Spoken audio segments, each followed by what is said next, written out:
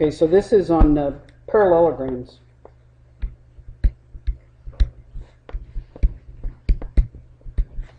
First you have to spell it.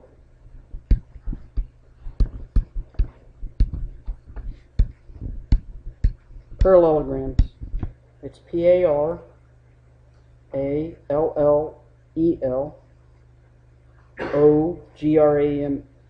Parallelograms. First, the author defines a parallelogram. A parallelogram is a quadrilateral. Okay, and remember, a quadrilateral has four sides. Okay, it is a quadrilateral with both pairs of opposite sides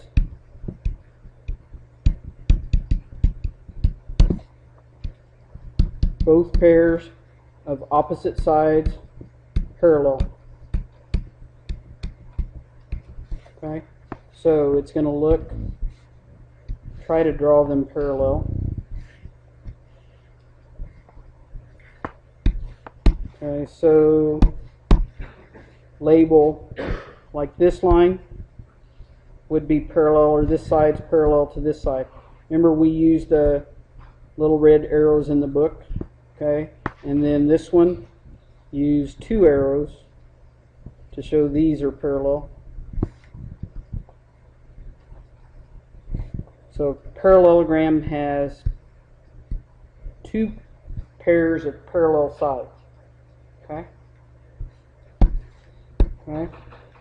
Then the author goes through some statements about parallelograms. Opposite sides of a noun. I'm not going to write that word every time. You don't need to write it every time. Here you go. Parallelogram, just like we put in the picture for a triangle. Opposite sides of a parallelogram are congruent. Okay, opposite sides of a parallelogram are congruent. Opposite angles of a parallelogram are congruent. Opposite angles, so they're talking like this angle and this angle are congruent. This angle, mark them that way, and this angle are congruent. Consecutive angles in a parallelogram, just do the symbol, are supplementary. And remember, supplementary means they add up to 180.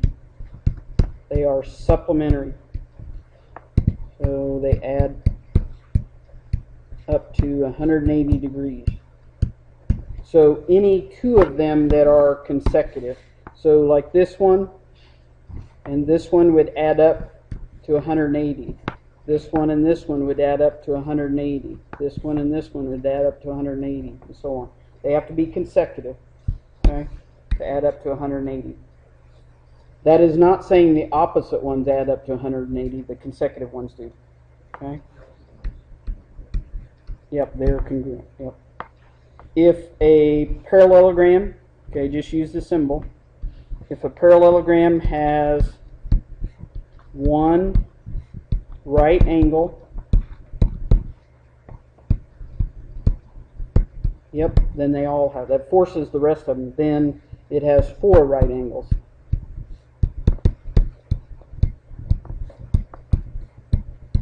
Okay, if a parallelogram has one right angle, then it has four right angles. It forces the rest of those to be right angles. Okay, okay, then the author goes through theorem 6.7. Says the diagonals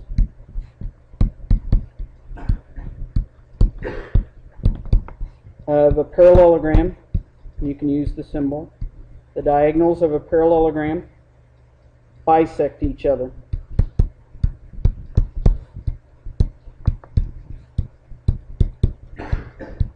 Okay, The diagonals of a parallelogram bisect each other. Okay, so draw a sketch. Try to make these parallel as best you can. Draw a parallelogram. Okay, it's close. Okay. Label this A, B, C, C, D this way. Okay. The diagonals go from like C to B and from A to D. Okay, and then mark it this from A to, let's put O in the center here. Okay, AO and DO would be equal. And the OB and the OC, okay, those would be equal. So mark them that way. The diagonals bisect each other. Notice like OC and OA are not congruent. They are not congruent. When would they be congruent? If it was a square, right? Would it be congruent if they were a rectangle? No. Okay, theorem 6.8.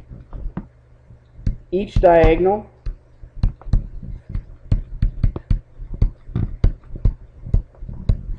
of a, and just use the symbol, each diagonal of a parallelogram separates the parallelogram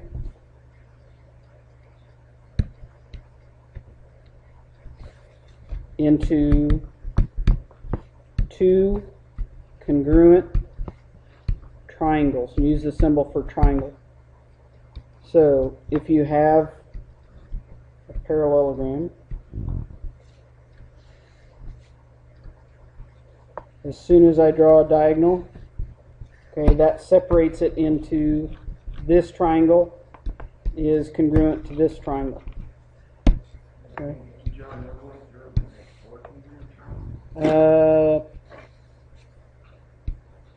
It'll go this way congruent. Let's think about that a minute. These two would be congruent. Okay, if I drew one going straight across, like go back up here, are all four of these congruent? Let's say I do this.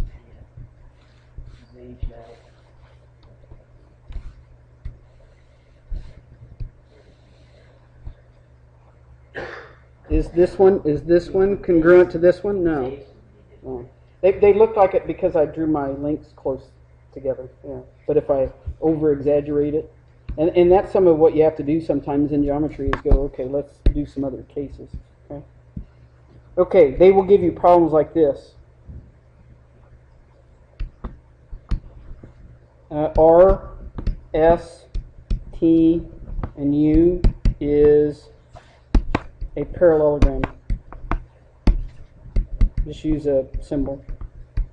RSTU is a parallelogram. Find the measure of angle URT, the measure of angle RST, and Y. Okay. Here's the drawing. And they will usually give you a picture. If not, you should draw one and label one. Here's R. Label this as S. Label this as T. And this is U. Take a diagonal from R to T. Label RS is 3Y. UT is 18. This angle is 40. And this angle is 18. Okay? So the measure of angle URT. Ought to be able to tell by sight.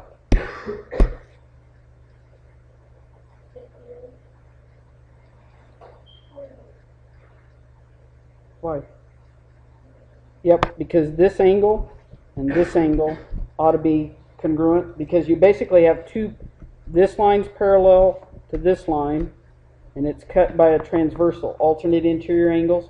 So the measure of angle URT is 40, alternate interior angles.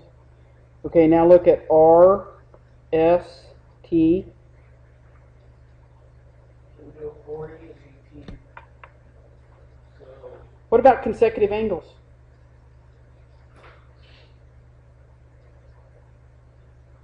you add 40 plus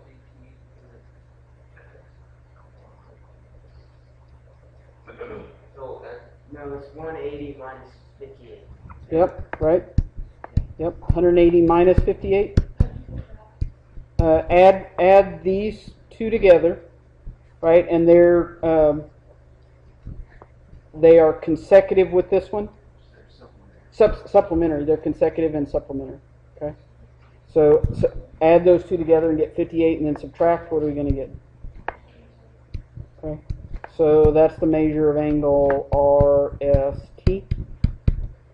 Okay, and then find y.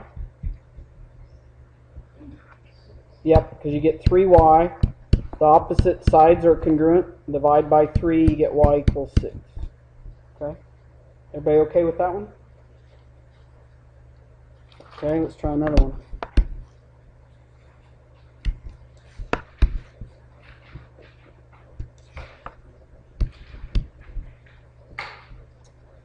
Okay, on this one, it says what are the coordinates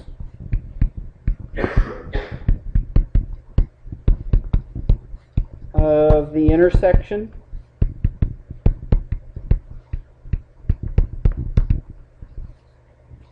of the diagonals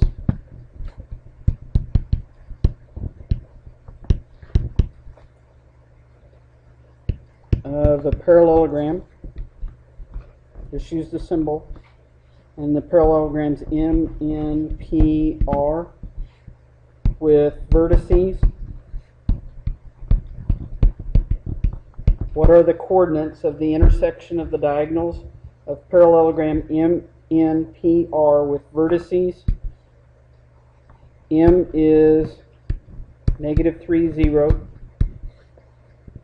N is -1, 3.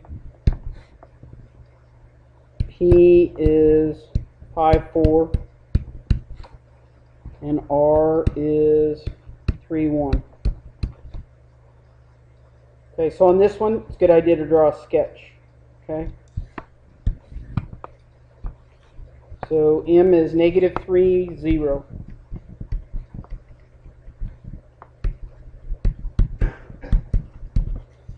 N is -1, 3.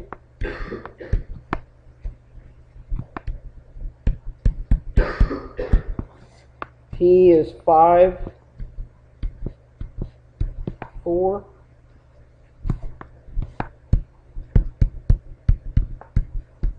And R is 3, 1. Yep. So here's draw your sketch in. Okay, and I want to know where the diagonals intersect. So, does it make sense that where they intersect is the midpoint of each one of those? Okay, so if I do the midpoint, okay, say I did the midpoint, and I'm going to write it out. The midpoint of, let's go MP. Okay, you add the x's together and divide by 2. Add the y's together and divide by 2. So if we add MP, so if we look at add the x's, so it'd be -3 plus 5 divided by 2. Do you agree with that? And the y's would be 0, 4 divided by 2. You get 2 divided by 2, which should be 1. You agree? And 4 divided by 2. Okay. Now, that's the midpoint of MP. Now go the other way. That other way ought to be a check. Okay, so if I do the midpoint of NR, so add the x's together, divide by 2, and add the y's together. And you ought to get used to writing that down, because on the test, some of you didn't know the formula. So the more you write it, the better it becomes. So NP, so what, -1, or sorry, I wrote that. It's in R. Sorry, it's in R. Change that to NR. So -1 plus 3 divided by 2, and 3 plus 1 divided by 2. So we'd get 2 over 2, which is 1, and 4 over 2, which, yep. So final answer, it checks, okay, that the point of intersection is 1, 2. Okay, last example. Okay, say ABCD is a parallelogram. Just use the symbol. Okay, find the measure of angle BDC and the measure of angle BCD and X. Okay, and here's their picture. Okay. Okay, label this as A, this is B, this is C, that should be, and this is D. Label E as the intersection in the middle. Label this as 20. This angle is 64 degrees. This angle is 54 degrees. And this is 4x. First, write off what's x. Yeah, 5, because you get 20. This side has to be congruent to this side. So 20 equals 4x. Divide by 4, you get x equals 5. So there's one answer. Okay. Find the measure of, let's look at what we're looking for. B, D, C. What would it be? What is it? 54, right? Because this one's 54, so this one's 54. So the measure of angle B, D, C is 54. Alternate interior angles are equal. Okay, then we want B, C, D. Similar to that other one, what do we have to do first? Yep. Add the 64 and the 54. And then 180 minus. Check my arithmetic, do you agree? Okay, and then if we subtract, you get 62. Okay, and that's B, C, D. That's the whole thing.